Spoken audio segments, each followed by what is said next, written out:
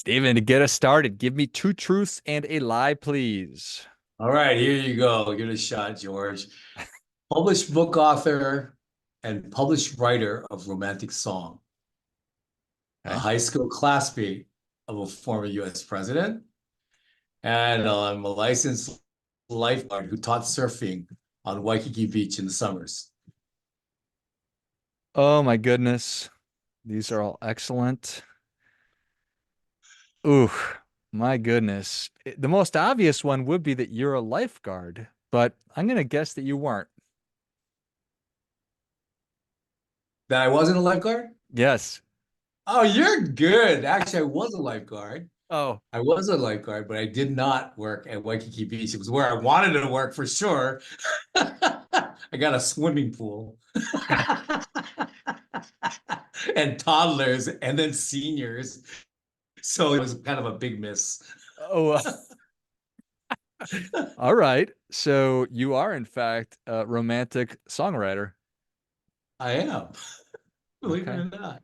I absolutely believe it. I'm getting that vibe off of you, very soulful and obviously a very romantic person as well. So awesome. I love it, man. Uh, Perfect. Well, I appreciate you taking the time to come back on the show, Stephen. It's always good to catch up. What is top of mind for you right now? well, yeah, thanks for having me back, George. I really appreciate being here and always chatting with you and the world outside of you for sure and around you. Last time I spoke a little bit about the challenges of someone making their way into the United States and how our big financial services companies make it really difficult for people to prepare, ahead of time as they make their way for life in the United States. And I find it fascinating and disappointing that financial services companies will go so far as to even exclude those of us who are U.S. citizens who spend more of our time outside of our country abroad rather than the United States. But what's top of mind for me today is what's happening right now, again, with our lawmakers doing it again to the people of the United States with this rule that comes from a really great place. That's coming from the Department of Labor, which is called this fiduciary rule.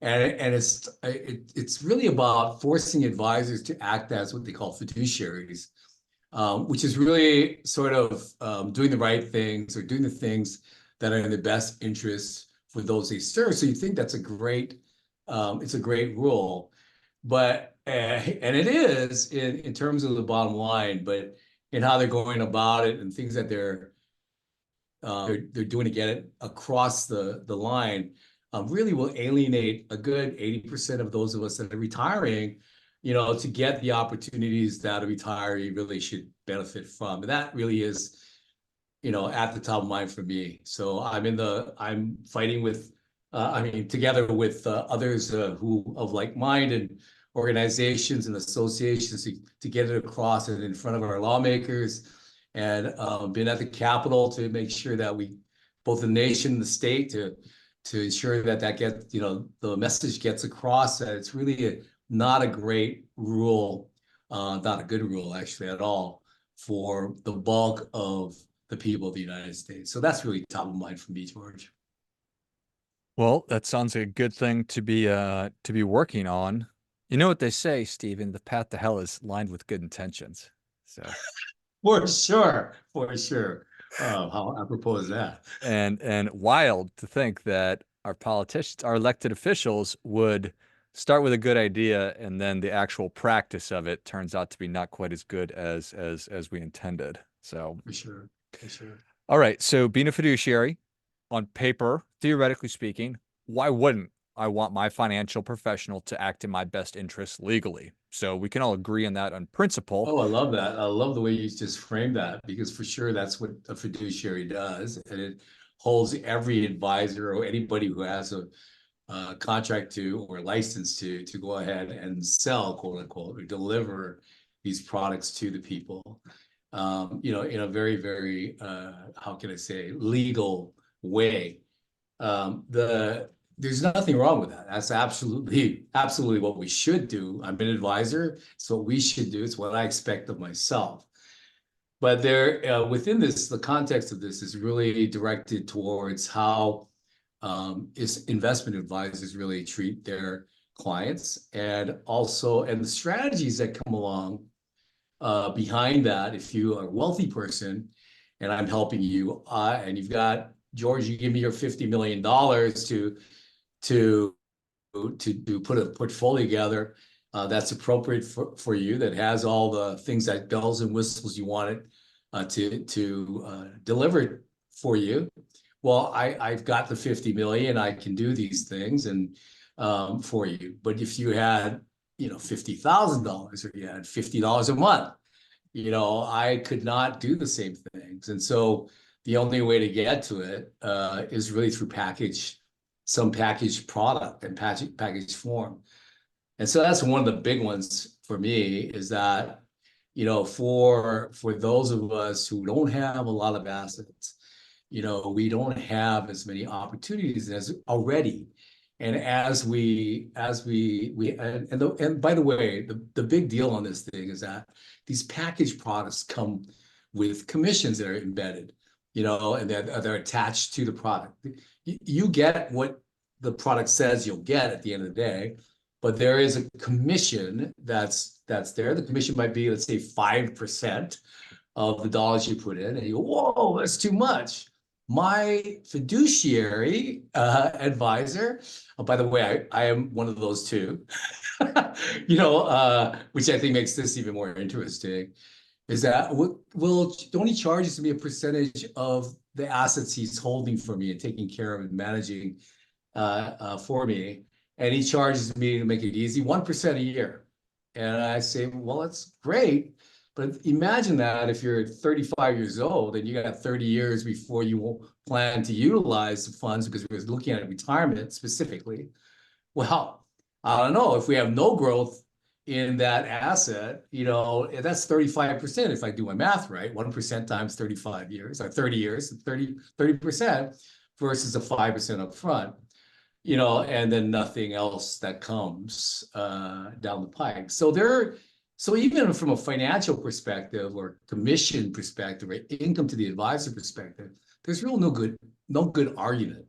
But the most important, that's to me that's the lesser of the two. I know it's a big thing that's out there in the public, but the more important part is, how do I get a product that works for you, that can do the same kinds of things that my wealthy clients take for granted, and I can scale it down for you?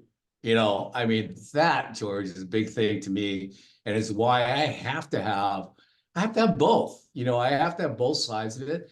And as an advisor, I should do the right things based upon who I'm speaking to and the goals and aspirations of that person that's uniquely theirs, and align it with strategies that help them get there. And sometimes it takes a packaged product to do it, because and it might cost a little bit more upfront, or a lot more upfront, but overall, in the scheme of things, maybe even a little cheaper.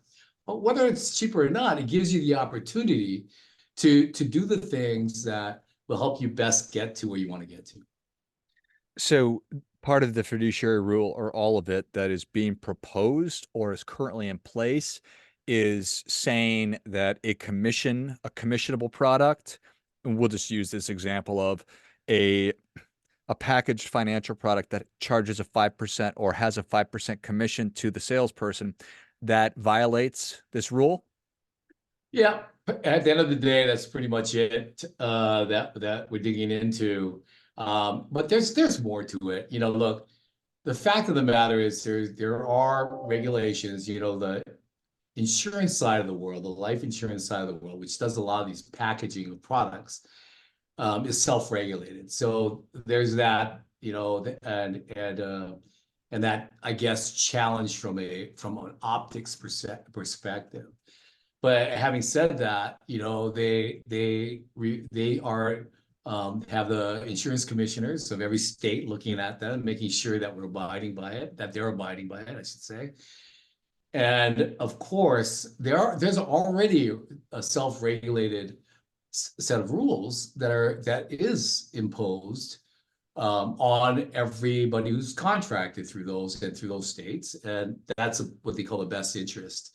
and so that it holds the advisor to a higher level, or the salesperson, because let's face it, in the financial services world, you probably have licensed practitioners that are selling packages rather than investment advisors, who are again who are under these fiduciary rules.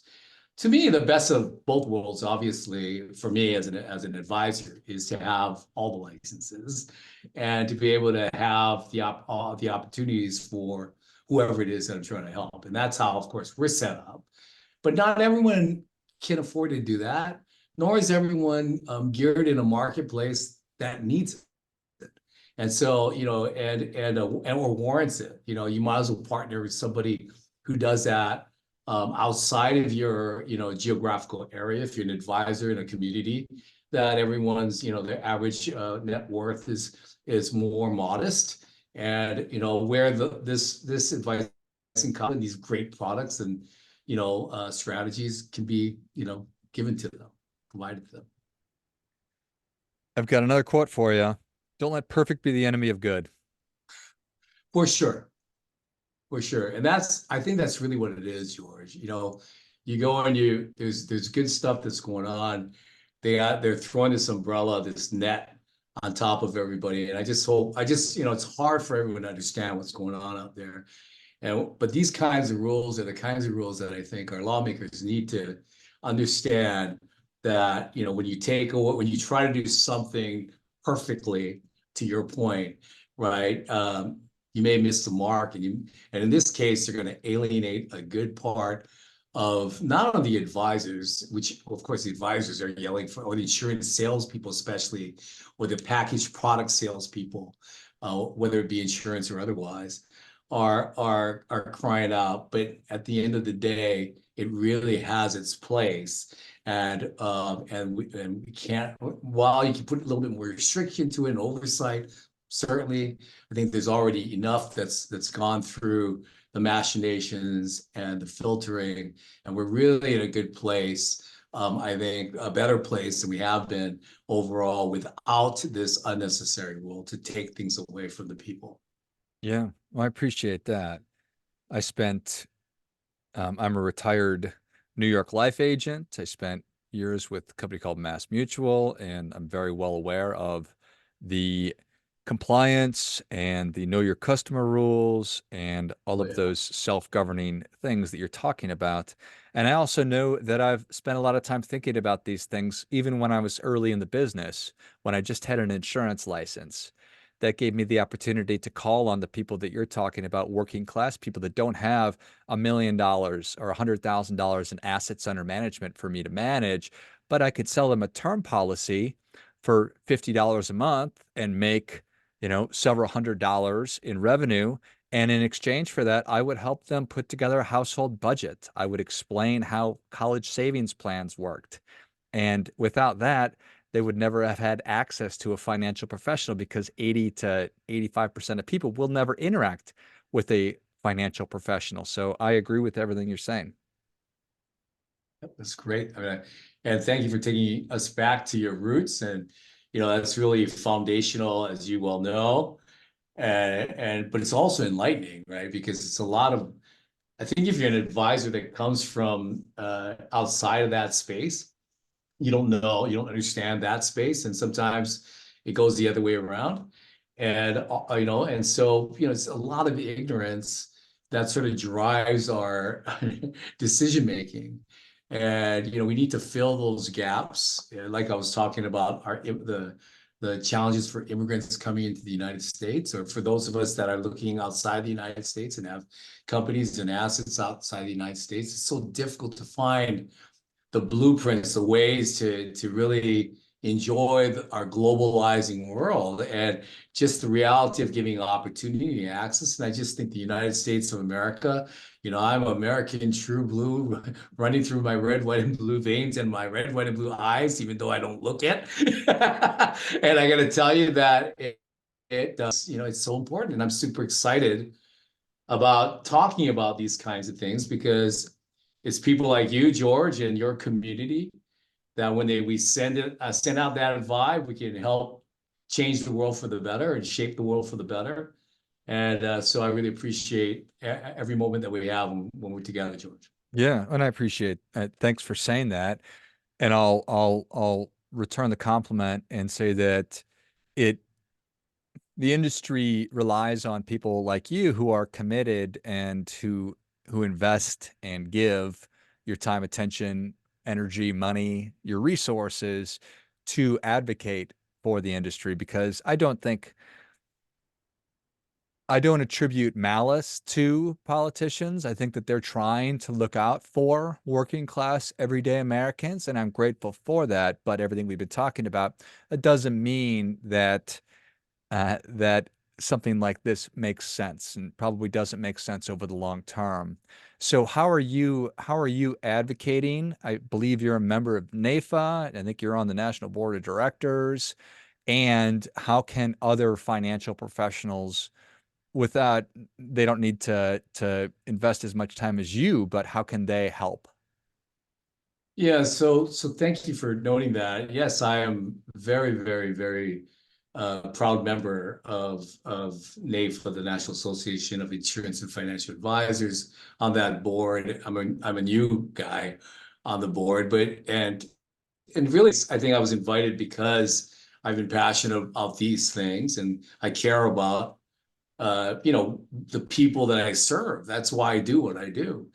And I'm really driven by that. And I think that's if there's financial advisor out there to that community, I'm saying you can do all kinds of things like chat about it with George and and get out there to the public and talk to the people and talk to your local congressman and whatnot. And more importantly, the people that nominate and bring them in and vote them into office because they need to learn. They just don't know.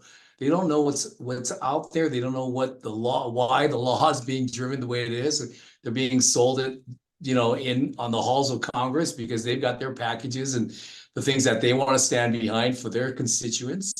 And so we really need everyone to kind of lean into this because it is about everyone. It's not about the livelihood of advisors so much as it is for the people that benefit from it. And yet there's that symbiotic relationship, right? Without one and the other, you kind of miss some things. And so I really do think that that's the whole thing. We just need to care more because it does affect us in very unique ways to us. So, yeah. So this is all being hashed out right now. And I don't necessarily, I, is it in committee? It's just being talked about and Yeah, there's it's still that's time. great. So it's why I brought it up today because certainly I have a lot of other things I'd love to talk to you about in the community, but it is a hot topic right now. I never expected to get to where it's at today because it went through the motions back in 2016 and got beaten down in courts in 2018, and here we go again, and it's the same sort of thing. Yeah, it's in pretty close to going where it needs to go to next to start getting votes and things like that brought together, and we're trying to get the last pieces of this shape better. Maybe some things thrown out or adjusted, or the whole thing just tossed, and so yeah, so it's a hot time right now to get the voice out. I appreciate that. Is there a place that people can go to read up on it or terms to search to read up on it? Yeah, so I think that that's a great one. A term to search probably is a DOL, that's a Department of Labor. And it's really the fiduciary rule that you're looking at. It has to do with everyone. If any of you are looking at retirement or seeking to retire, and you're caring about that, it's probably touching you in some way, and we certainly don't want it to be a negative way. Yeah. Well said. Well, Stephen, I appreciate again your advocacy and leadership. Where can people learn more about you and your business? Well, that's great. You can find me. If you can spell my name, I'll just spell it for you. Stephen is Stephen Kagawa. Until my mother I promised my mother I will always call myself Stephen as long as she's around. So it's Stephen Kagawa. And so LinkedIn is Stephen Kagawa. Instagram, Stephen.Kagawa. I do have a StephenKagawa.com, but probably the website you want to get to if you want to get to a website. And I'm sorry for the long website name, but it's the PacificBridgeCompanies.com.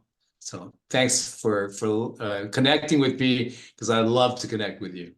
Yeah, likewise. And definitely encourage people to do that. I just have to ask, uh, and it's a really terrible question, but in the future, when your mother is in heaven with the angels, what are you going to go by? I love it. I'll go by anything anyone calls you is really what it is. So, You're going to go but by I Steve, actually, Stevie, little Steven, yeah, big it doesn't Steven? matter. I got What do guys we calling me got? Stevie and Steve Reno and Yeah, and a whole lot of other ones that I can't put on your show, sure. George. But yeah, I really don't care. I mean, I just love to be called, Okay. and I love to be as to be on with people like you and more importantly to share out things that I learned to help this be a better place. So thanks for Yeah. letting me take a shot at it today. Yeah. Well, if you enjoyed as much as I did, show Steven your appreciation and share today's show with a friend who also appreciates good ideas. If you are a financial professional, please do take some time to read up on the Department of Labor DOL fiduciary rule. And if you want to be proactive about it, reach out to NAIFA, your local NAIFA, reach out to Steven.